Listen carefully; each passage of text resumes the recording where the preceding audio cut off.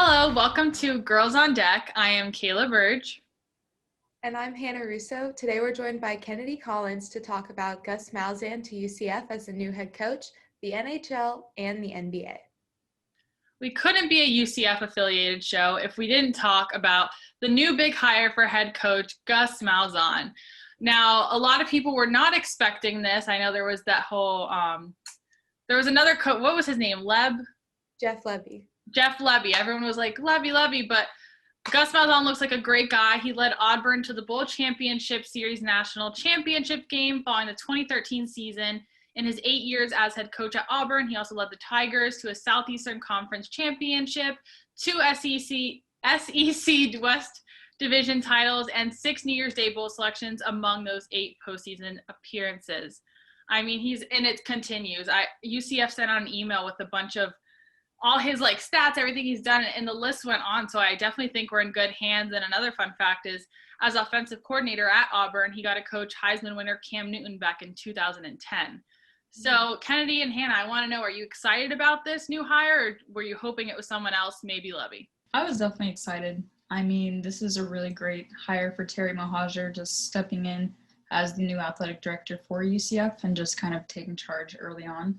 I know that they worked together briefly a couple years back before he went to Auburn, but I think that just to see that Terry could look at the state of football and look at UCF and not just make such a quick hire, but to kind of scout out and really look for Gus, I think was a really great job on his part.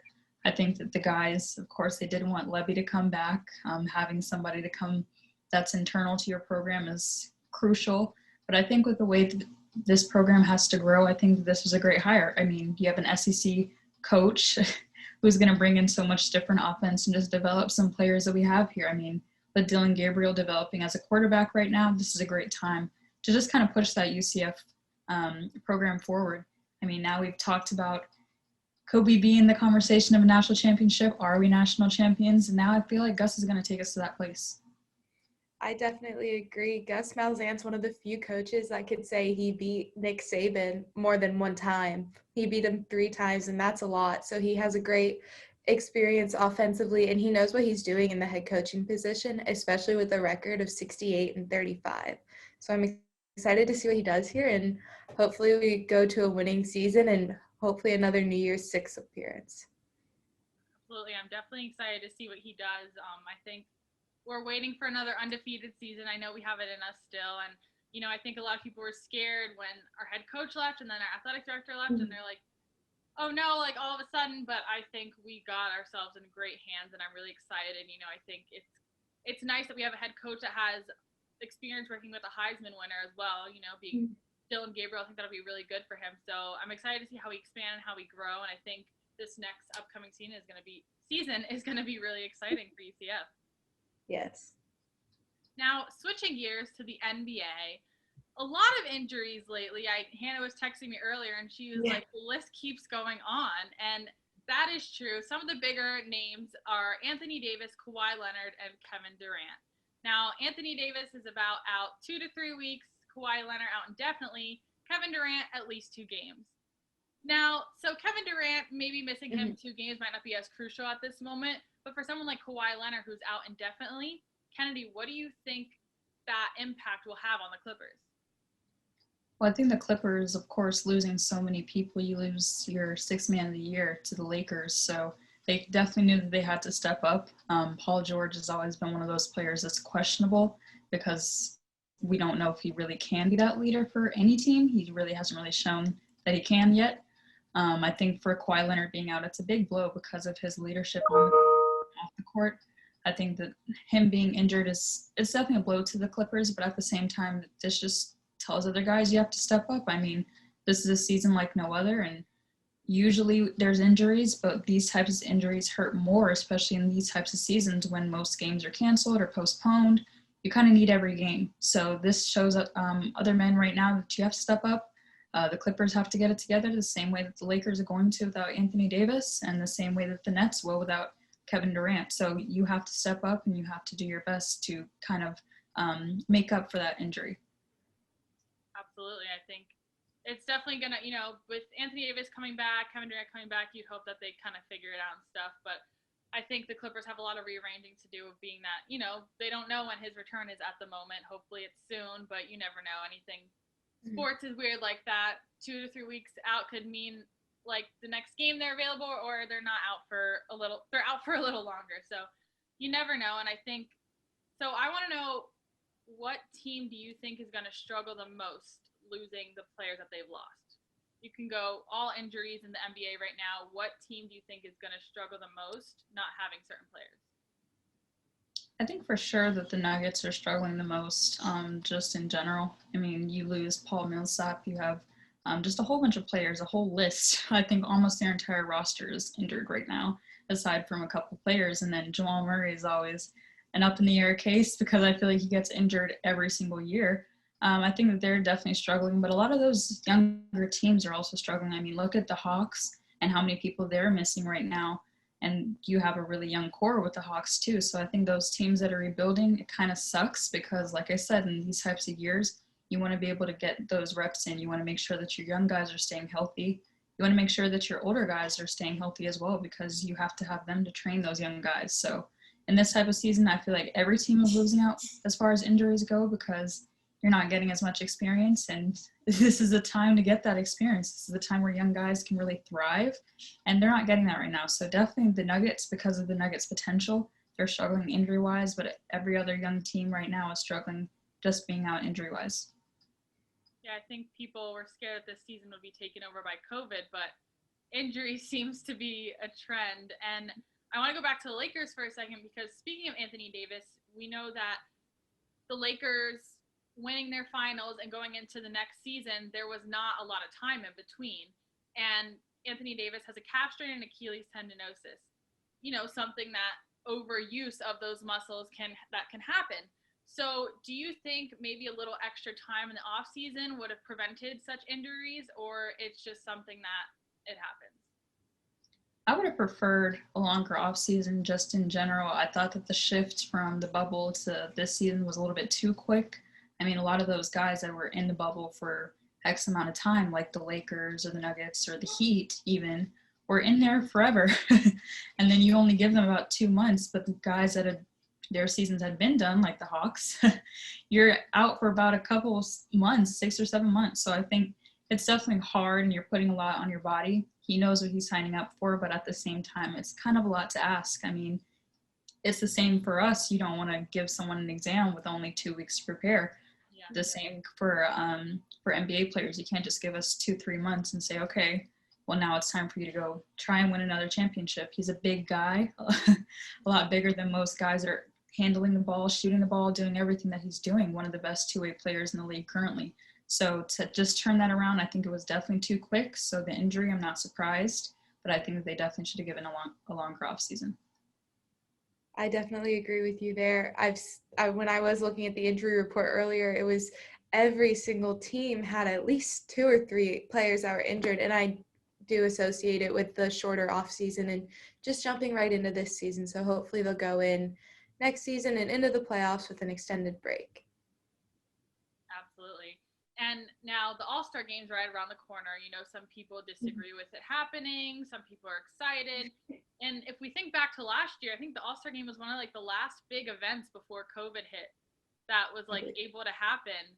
So it's, a year later, a lot has changed, a lot has happened. And again, going back to these injuries, especially with big players like Kawhi Leonard and Anthony Davis. So Kennedy, I want to know, who do you think the starting lineup would be? Let's say the guys that are injured aren't in right now. Who would you pick as your starting lineup in this upcoming All-Star game? It's a tough question. I feel like for the past couple of years, it's kind of been the same roster every single year for the All-Star, because while I do think that there are some people that are getting snubbed, I'm not going to go into it. I definitely think we're going to see kind of similar to the Team LeBron, Team Curry roster. I mean, you're going to have Kyrie. You're going to have Kevin Durant in there. You're going to have LeBron. You're going to have Giannis. You're going to have players like that. So I think while we can sit here and I can tell you my starting roster based on who I think plays the best and who deserves it, I think it's definitely going to look like Team LeBron, Team Curry, or Team Giannis when they played. I definitely agree. I think there's definitely a uniform in the All-Star games, in seasons past. So let me ask a different type of question. Who do you hope that hasn't maybe been in an All-Star game in a while or ever? Who do you hope makes it to a starting position in the All-Star game? I'm really hoping to see Bradley Beal. I mean, with John Wall stepping away from the Wizards, I definitely think he's always been a great player, even without supporting cast. So I think he's definitely someone I want to see make it to that All-Star. I definitely think this might be the year that we see Trae Young. I think Trae Young definitely deserves a spot, just the numbers that he's putting up. I've never been the biggest Trae Young fan, but I definitely think the way he's performing in Atlanta and the consistency that he brings is not something we can deny, and I definitely want to see him in that position. Hoping to see Jason Tatum back for sure. I think he's just done so well with the Celtics, so I'm hoping to see him back. Probably will see him back more than likely, but definitely Bradley Beal is someone that I'm really hoping to see this year. Totally agree. Hannah, do you have anything to add? I was just going to ask what you thought about Rudy Gobert hanging out in the reserves. He's a front runner for the Defensive Player of the Year right now, so I figured he would be a good contender for an All-Star game. Definitely. Rudy Gobert has won the Defensive Player so many times. I think he won it 3 years in a row or two, just kind of off the top of my head. But I think he's a great player. I think the difficult part with his game is that he's not producing as much numbers as people are used to, especially as the center position is growing.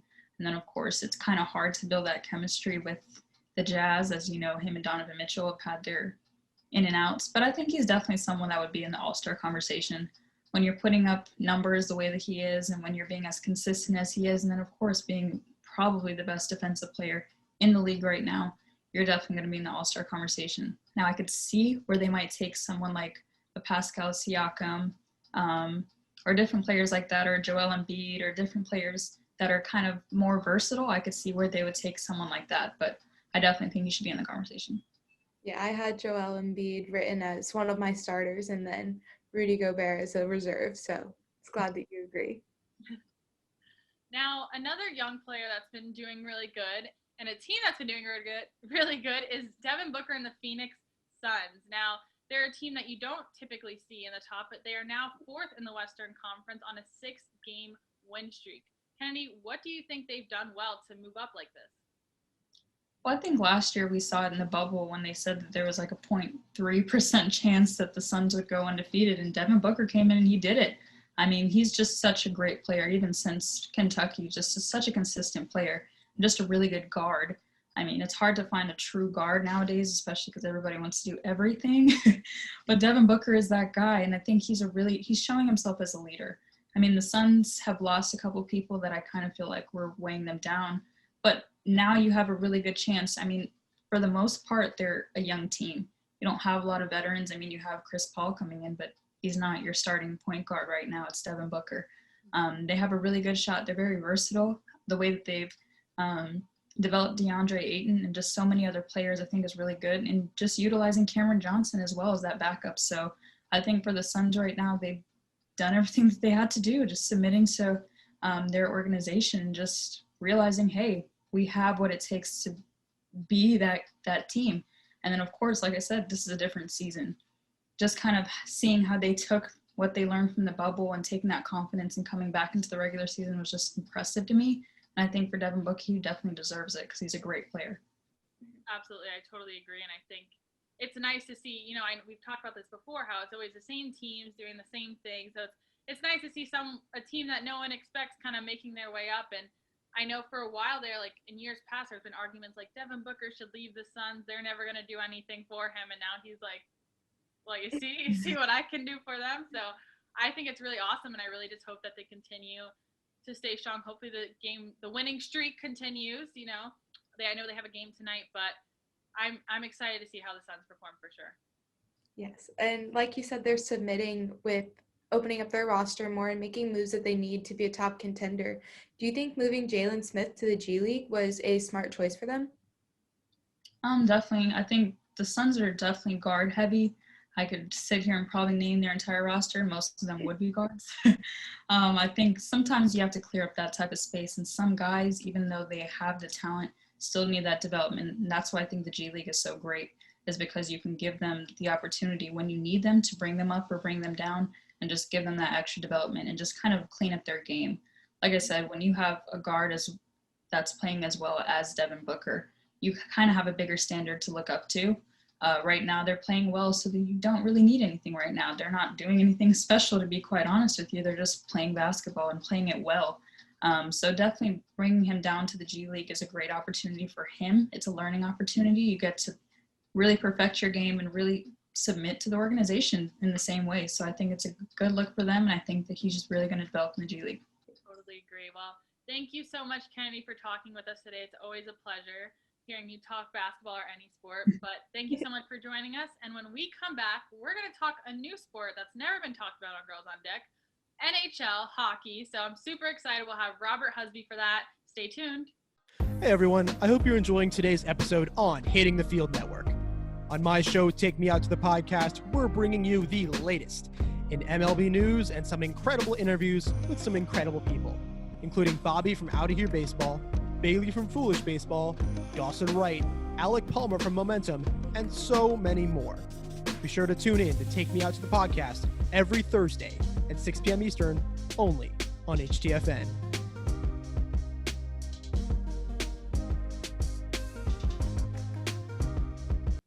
Welcome back to Girls on Deck. We're joined by Robert Husby to talk some NHL. Again, something we haven't talked before, but we do have some hockey lovers in Hitting the Field. There are a few of them.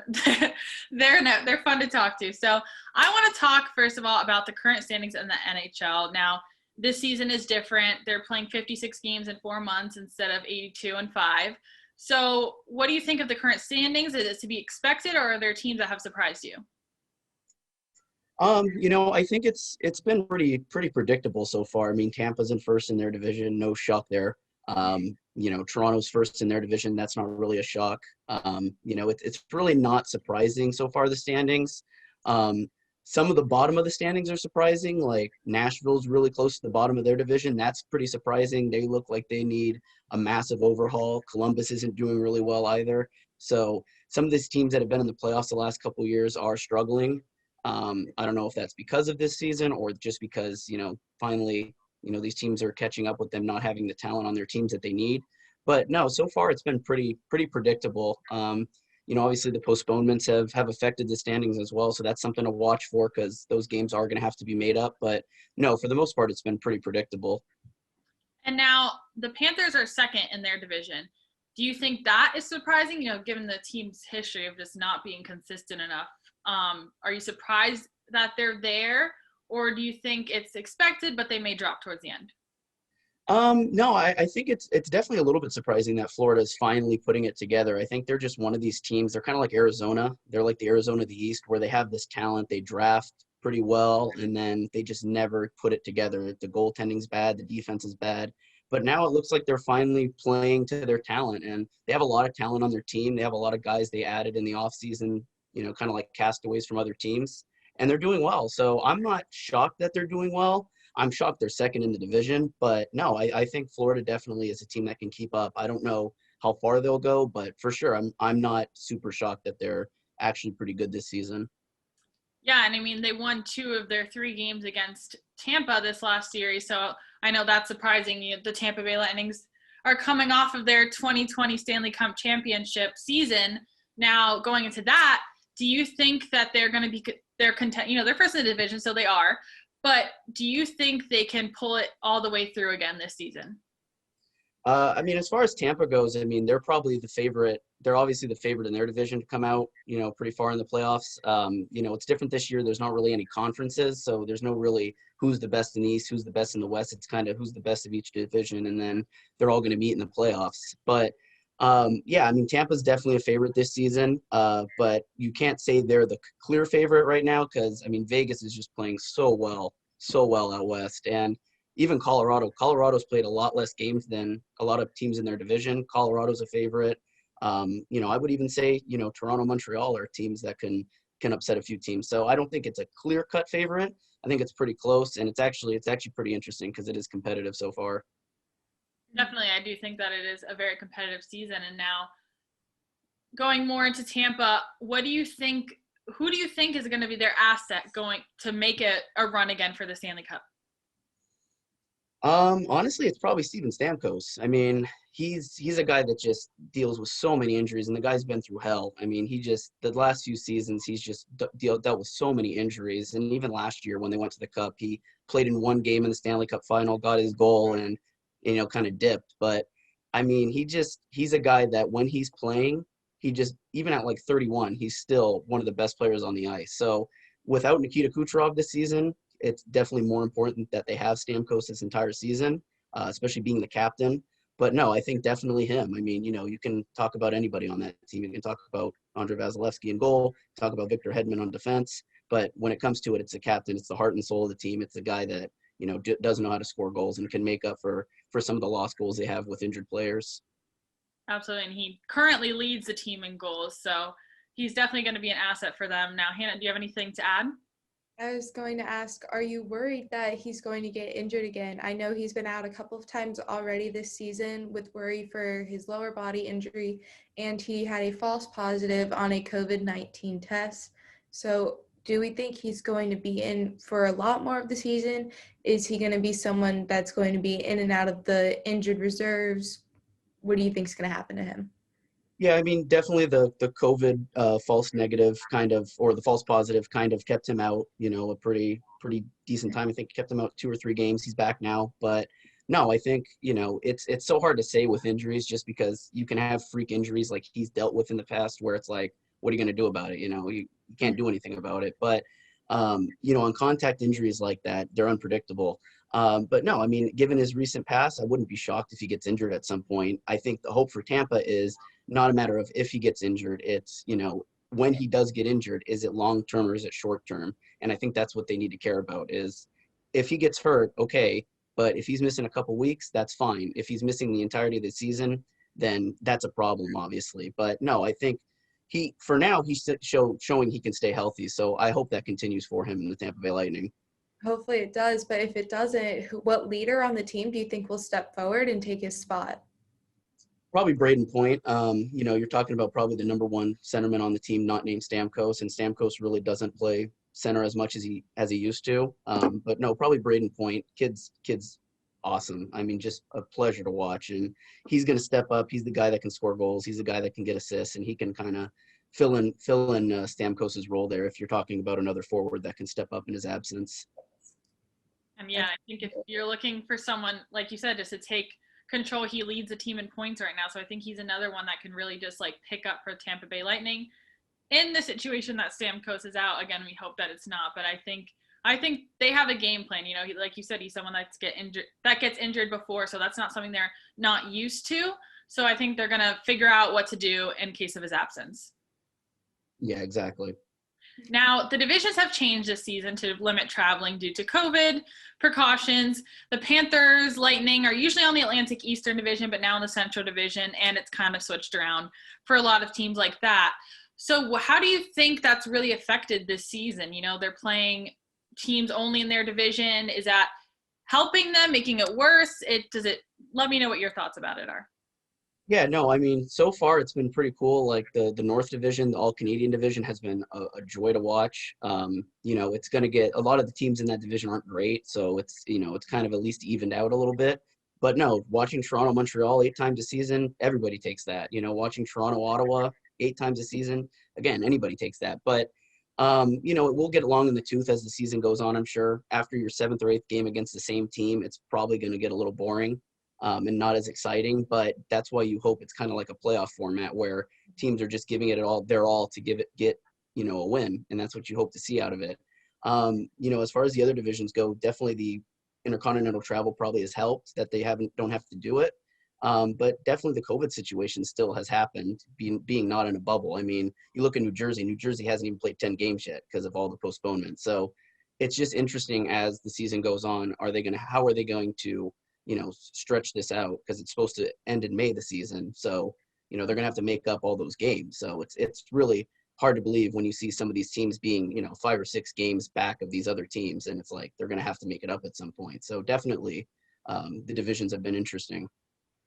Do you think it's something, I'm still go back to regular playtime. Do you think it's something that they would maybe keep certain aspects of, or they're just going to completely go back to normal as soon as they can? I think they'll definitely keep some aspects of it. I don't think they're going to have an all-Canadian division, although I don't think people would be particularly opposed to that. It would definitely be cool. But I mean, the divisions were going to realign anyways. You have, Seattle coming into the season, coming into the league next season. So, I mean, Seattle was going to come in anyways, and that was going to cause a division realignment. So it's not super surprising that there was going to be one anyways, but no, I don't think it'll drastically change. They're going to go back to the Western Eastern Conference format next season. They're just, the divisions will be just a little bit different. I don't think they're going to be as drastically different as they are right now. It was interesting seeing how they did the divisions this season, but with Seattle coming in, they were going to have to redo it anyway. So keeping that would be smart, but it just honestly needs to go back to normal so we can get over the postponements and get back to a regular season where there's less of a chance for guys to get hurt with how much time they're spending on the ice and in practices. And the amount of pressure this season. Again, it's only 56 Exactly. games in 4 months, so there's not a lot of time for error, where you have 82 game season. You can have those little mess ups here and there, but now it's very cutthroat. Like, you have to do good, you have to be consistent. I think that puts a lot of pressures on guys physically and mentally. So it's something that they have to keep up with, which, makes the season interesting for viewers, but for players, it makes it a lot more strenuous than normal for them. Well, thank you so much, Robert, for talking with us about hockey. We hope to have you again soon. This was a lot of fun. And stay tuned for next week.